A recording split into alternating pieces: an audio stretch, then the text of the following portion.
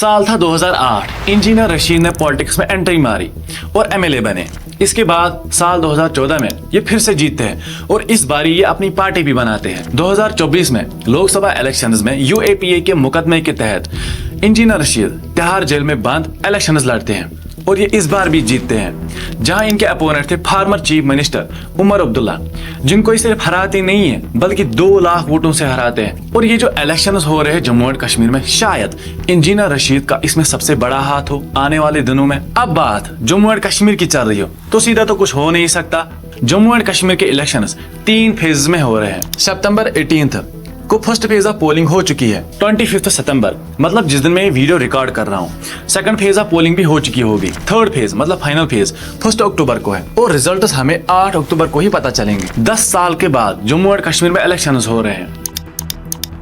Article 370 के हटने के बाद असेंबली इलेक्शंस होने वाले हैं। अब इसका नतीजा क्या होगा, इलेक्शंस के बाद हालात कैसे रहेंगे जम्मू एंड कश्मीर में? दोस्तों, आई एम 100% श्योर इस वीडियो को अंत तक देखने के बाद आपको ये सब कुछ क्लियर होगा। तो चलिए शुरू करते हैं। There are 2 things in my politics. One is to take care of the developmental issues, governance.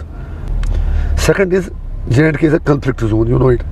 The political issue of Jammu and Kashmir. There are aspirations for resolution to Kashmir issue. मुझसे कुछ निकलेगा तो शाम को उसको ले जाएंगे। जो सच बोलता है उसको पकड़ के लेके जाए। मीडिया तो सारा 370 हटने से हमारी जॉब ही हट गई। यहाँ के यूथ जो है उनको जॉब छीनी गई, न कि दी गई। बच्चे घर में बैठे हैं, कमरों में बंद है डिप्रेशन की वजह से, क्योंकि उन्होंने एफर्ट्स लगाए हैं अपनी पढ़ाई पे। एनसीआर था मगर बीजेपी नहीं आने वाले नहीं। ये अल्लाह का फैसला है। खानदानी राज को खत्म करो। मैं वोट नहीं डालूंगा किसी को। कल मैं जिंदगी भर पहले अपने आप को सोचूंगा कि मैंने किसको वोट डाला। वो जस्ट लाइक मैं आपसे बात कर रहा हूँ ना, मेरे को अंदर से वो डर फील हो रहा है, बी ऑनेस्टली।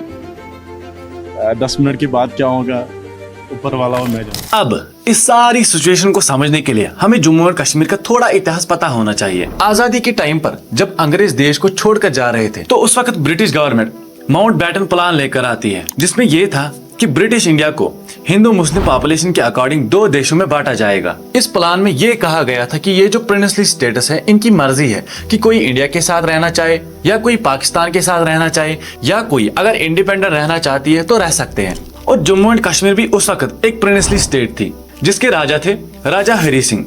और जम्मू एंड कश्मीर में क्या था कि 70% पॉपुलेशन मुस्लिम्स की थी। आजाद होते ही पाकिस्तान अब डायरेक्ट कश्मीर पर हमला करता है और उस टाइम के राजा हरी सिंह को ये समझ आ चुका था कि उनकी जान अब खतरे में है। तो फाइनली 26 अक्टूबर 1947 को इंस्ट्रूमेंट ऑफ एक्सेशन साइन करते हैं। अब जम्मू एंड कश्मीर इंडिया का पार्ट बनता है और कश्मीर का defence, external affairs and communication India की जिम्मेदारी बनती है। बिकॉज ऑफ आर्टिकल 370 उसी वक्त एक फेमस पॉलिटिकल पार्टी भी बनी थी, all Muslims national conference by popular leader Sheikh Abdullah, जिनको अब 1948 में जम्मू एंड कश्मीर गवर्नमेंट का हेड बनाया जाता है। इसी वक्त आर्टिकल 370 पर एक ब्रॉड एग्रीमेंट बना था जो कश्मीर को काफी स्पेशल प्रोविजंस और ऑटोनॉमी प्रोवाइड करता था। डिफेंस, फॉरेन अफेयर्स और कम्युनिकेशन के मुद्दों को छोड़कर जम्मू और कश्मीर की असेंबली अब हर कोई डिसीजन इंडिपेंडेंटली ले सकती थी। 1952 से लेकर आज तक की कहानी में काफी उतार चढ़ाव देखने को मिले, जैसे कि मिलिटेंसी का दौर शुरू हुआ, कश्मीरी पंडितों का एक्सोडस देखने को मिला और बड़े लेवल पर इंडियन आर्मी को कश्मीर भेजा गया। अब कहानी में थोड़ा अगर आगे चले, नवंबर 2014 से लेकर दिसंबर 2014 तक कश्मीर में इलेक्शंस होते हैं और इस बार जब रिजल्ट आते हैं तो हर कोई शॉक था। बीजेपी जिसको ज्यादा सीटें नहीं मिल रहे थे उन्हें 25 सीटें मिली, जो कि पीडीपी से 3 सीटें कम थी और इसी की वजह से जम्मू एंड कश्मीर में गवर्नमेंट बनाना बहुत मुश्किल हो रहा था।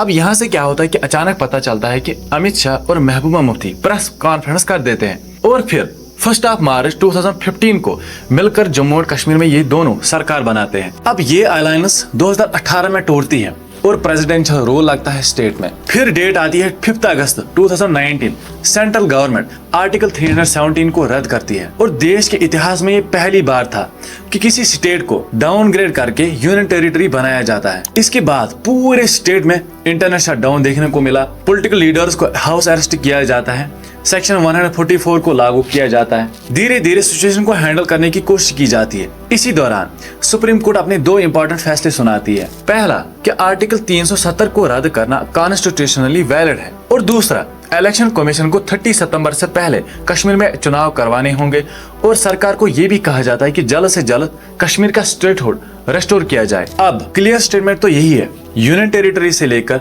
स्टेटहुड मिले। इसी उम्मीद में लोग भर भर के वोटिंग कर रहे हैं। फर्स्ट फेज जो 18 सितंबर को हुआ था, 61% वोटिंग देखने को मिली, जो पिछले 7 असेंबली इलेक्शन से ज्यादा है। किश्तवाड़ में 80% की वोटिंग, डोडा में 71% और रामबन में 70% वोटिंग। और यही नहीं, कुलगाम, शुपियान, पुलवामा, इन एरियाज में भी अच्छी खासी वोटिंग देखने को मिली। दोस्तों याद रखिए, ये वो एरियाज है जो एक वक्त पे मिलिटेंसी के हब माने जाते थे। इस इलेक्शन में 4 मेन पार्टीज है, कांग्रेस, बीजेपी, एनसी और पीडीपी, और कई छोटी छोटी पार्टीज भी कंटेस्ट कर रही है। कुल मिला के 90 सीट्स है, जिसमें 43 सीटें जम्मू में आती है और 47 कश्मीर में आती है। वैसे इस पे भी काफी कंट्रोवर्सी चल रही थी कि 2022 में जब डिलिमिटेशन हुआ था तो जम्मू की सीटें 6 बढ़ा दी गई थी और वही कश्मीर की 1, जबकि पॉपुलेशन ग्रोथ दोनों रीजन्स में सेम है। डेमोग्राफिक्स अगर आप देखोगे, 68% मुस्लिम आबादी है, 29% हिंदू है और 2% सिख्स है। बीजेपी और कांग्रेस दोनों का ही स्ट्रांग होल्ड जम्मू है। 2024 के लोकसभा इलेक्शंस में जम्मू की 2 सीट्स पर बीजेपी की जीत हुई और कांग्रेस सेकंड पोजीशन पे आई। एनसी और पीडीपी कश्मीर में ज्यादा इन्फ्लुएंशियल है।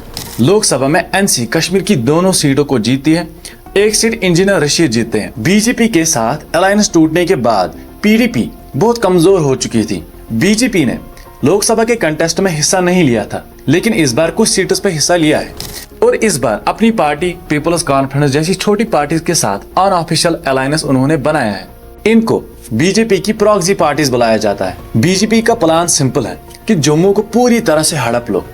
इवन फेब 2024 में बीजेपी ने पहाड़ी कम्युनिटी को एसटी का स्टेटस ग्रांट किया वोट्स हासिल करने के लिए। वही अब दूसरी तरफ इंडिया ब्लॉक की स्ट्रेटजी है कि एनसी कांग्रेस कश्मीर वैली में स्वीप करे और जम्मू रीजन में एंटी बीजेपी स्लोगन्स मार के कुछ सीट्स हड़प ले।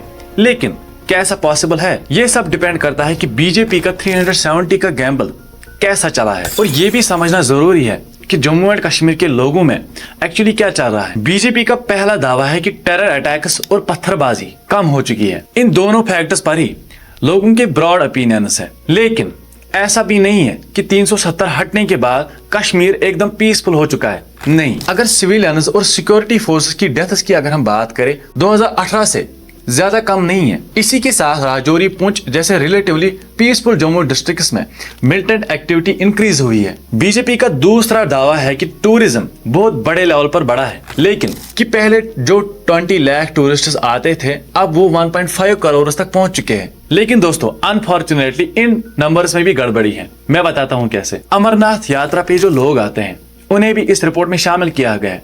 अगर टेक्निकली देखा जाए तो वो टूरिस्ट्स नहीं है।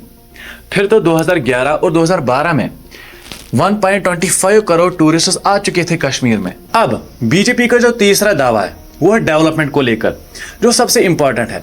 वो देखा जाए तो वो भी कुछ खास नहीं है। स्टेट की जो जीडीपी ग्रोथ 2015 और 19 के बीच में थी वो 13% थी। वही ग्रोथ आज के बीच में 8.7% तक गिर चुकी है। लेटेस्ट रिपोर्ट्स अगर आप देखोगे तो कश्मीर में बेरोजगारी 10.7% तक पहुंच चुकी है, जो 4 गुना ज्यादा है नेशनल एवरेज से। और 370 हटने के बाद कश्मीर में उतनी जॉब्स भी नहीं आई है जितना लोगों को बेवकूफ बनाया जा रहा है। 6 साल से सेंटर बेसिकली जम्मू और कश्मीर को कंट्रोल कर रही है। उसके बावजूद महंगाई, बेरोजगारी की हालत खराब है। ऊपर से 2022 में जम्मू और कश्मीर की गवर्नमेंट से बड़े बड़े एग्जाम्स के पेपर भी लीक होते हैं। इन सभी चीजों को देखकर जम्मू और कश्मीर में बहुत बड़े लेवल पर निराशा और गुस्सा है। ये बात सिर्फ आर्टिकल 370 की नहीं है, ये बात है स्टेटहुड की, ये बात है डेमोक्रेटिक रिप्रेजेंटेशन की। इसीलिए इस बार हमें हाई टर्नआउट देखने को मिला। अब असली असेंबली कब मिलेगी, असली स्टेटहुड कब मिलेगा, ये तो रिजल्ट्स आने के बाद ही पता चलेगा। दोस्तों आपको क्या लगता है इस बार कश्मीर में किसकी सरकार बनेगी? नीचे कमेंट्स में जरूर बताना। Thanks for watching.